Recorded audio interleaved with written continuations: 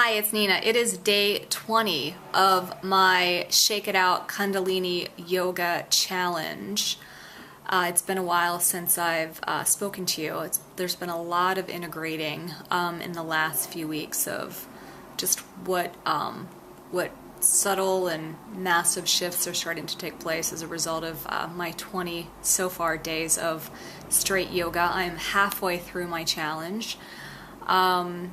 It's been getting much easier to get up in the morning and to get to class, which has been great.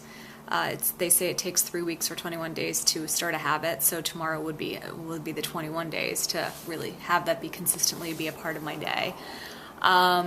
It's becoming a routine, so that's been great, and it's sort of the cost to now not go, since I've started to build up a practice of having that be part of my day is much greater since I've consistently built that and added that to my daily schedule. So that's some great news, and also just some great insight, to those of you that are looking for yourself and are building up your own new habits and practices and challenges that you're taking on.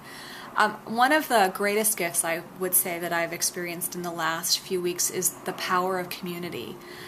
There are a number of people at my yoga studio that are doing the 40-day challenge, and there are quite a few of us that are the morning 7 a.m. warriors, and there's been this community that's really started to cohesively gel because we're there at 7 a.m. It's the fact that we're up so early and at class, and you see the same people every day, and there's sort of that camaraderie of going through the same experience and having just a recognition of probably what your fellow yogis are going through. And I've been meeting some really great people, and in fact there's 3 women in particular that have just been really, really cool, and we've formed a little morning crew. It's been great to kind of see them, and knowing that they're there in the morning has kind of been my incentive and accountability to make sure I get there, as well as them knowing that I'm there as well. So it's been just this really great structure to hold each other accountable. And we actually even did a field trip last week to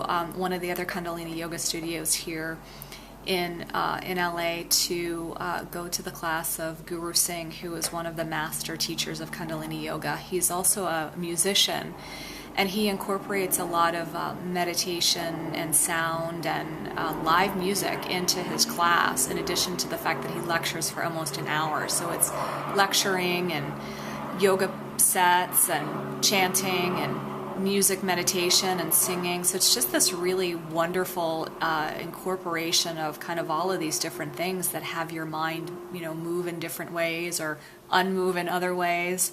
And there's definitely a design is what I'm trying to say, to kind of all of it and the way that it's all structured and fits together. So it was great to experience kind of a whole different way of teaching and practicing. It's much more of a longer class than my morning normal classes, and it was great to go and take that little field trip with my new yoga gal pals, and also to experience a longer class. My classes in the morning are usually pretty quick. They're less than an hour and a half. This was an over 2-hour class, so to kind of again experience like the length of time and being in meditation. It's been some of the challenges that I've had. A lot of emotional releases are starting to come up for me. So as I'm halfway through, while the practice of going every day has been getting easier, it's emotionally been more challenging because I'm releasing things. The last couple of days I've not to scare anyone, but have literally been in tears and crying while I'm doing my yoga. So there's definitely things that are getting stirred up and moved around, and it's all good.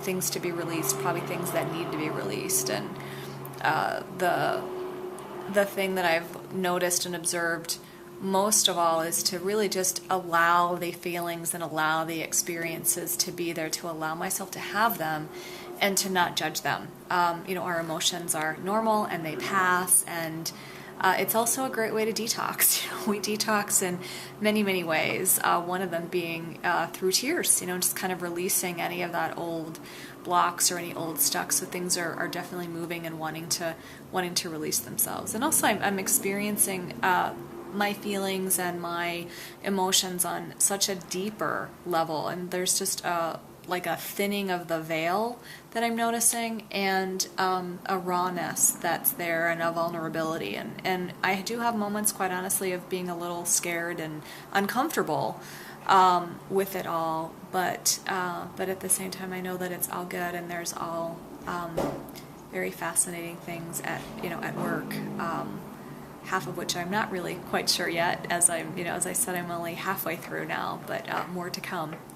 So just wanted to check in and just update you on what's been going on and what's been happening. And it's also just been a huge gift, as I still have challenging moments just of the uncertainty of my life right now, and just some disappointments in the last week or so in relationships, and moving some things forward in my life and in my career, and some setbacks there. And it's been a huge gift to be able to have this place to go and to kind of release all of that and just really surrender. That was a large part of our class today, just surrendering. And I was very present too, as I was in that vulnerable state on the mat crying, just letting go of whatever was there, whatever the sadness was, and allowing it to come up. So that is what I have to offer today, and I will report back soon. Take care.